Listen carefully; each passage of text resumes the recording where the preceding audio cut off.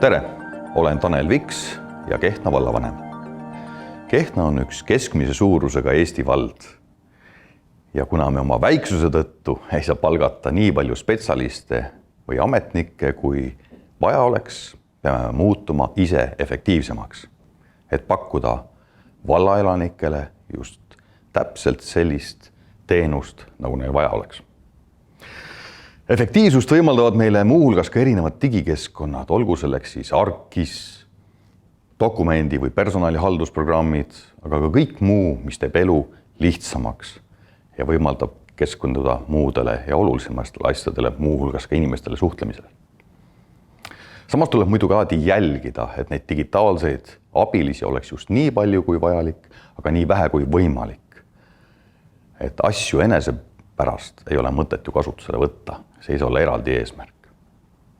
Teenused ja digiriik on tänases päevas midagi nii loomulikku, et me ei pööra sellele enam palju tähelepanu. See on meie elu, meie Eesti elu orgaaniline osa. Me oleme e-teenustega tegelikult ära hellitatud ja ei kujuta elu ilma nendeta paraku enam ette.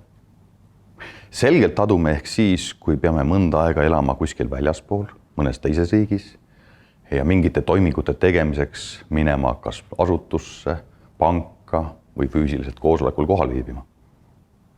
Paraku on aga lugu nii, et millegi uue tekkega, aga Eestis tegelikult ei ole see digiriik enam nii uus, kaasnevad ohud. Kui kunagi voorimeeste asemel ilmusid tänavatele autod, siis kaasnesid sellega õnnetused, mida varem ei tuntud. Ja kui autode arv suurenes ja selle läbi ohufoon, siis oli vaja hakata pöörama tähelepanu ka liiklusturvalisusele. Digitaalse maailmaga on asjad mõnes mõttes sarnased. Me oleme sõltuvad ja läbi selle ka haavatavad. Ja haavatavaks muudame me tihti ennast ise oma teadmatuse tõttu. Nooremad põlvkonnad, kes on täna ellu astumas, on koolitatud. Täna aktiivses tööeas olevad inimesed on digimaailmas väga tihti autodidaktid, iseõppijad.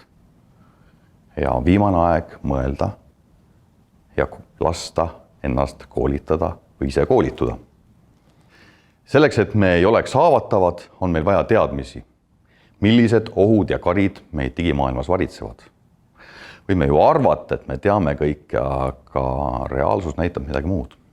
Vaja on mõista, mis on Eesti digiriik, millistel andmetel see põhineb, millised on reguleerivad õiguslikud raamid.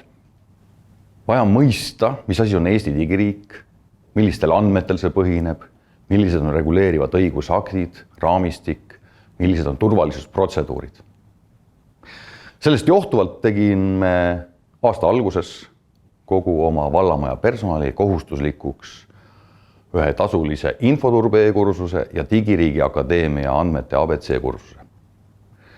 Kuna kogemus oli positiivne, siis mõned meie töötajatest käisid vabatahtlikult veel ka Digiriigi ABC kursusel. Kursused olid loogiliselt ja ka reaalsust arvestades üles ehitatud, ehk siis ei olnud eluvõõrad, nagu vahel juhtuma kipub. Meie personali hulgas oli neid, kellele nii mõnedki asjad olid juba tuttavad ning neid, kellele kursus kinnitas juba olemasolevaid teadmisi. Aga oli ka neid, kes avastasid enda jaoks täiesti uusi asju. Kindlasti ei olnud tegemist raisatud ajaga, julgenud neid kursuseid kõigile soovitada. Miks just digiriik ja kuidas me ta leidsime?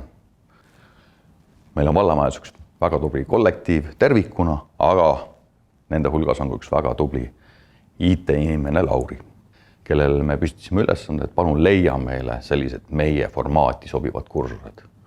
Ja siis ta tegi oma uurimistöö ja tuli erinevate variantidega ning temaga asja arutledes leidsime, et need on meie esimene valik. Mis edasi saab?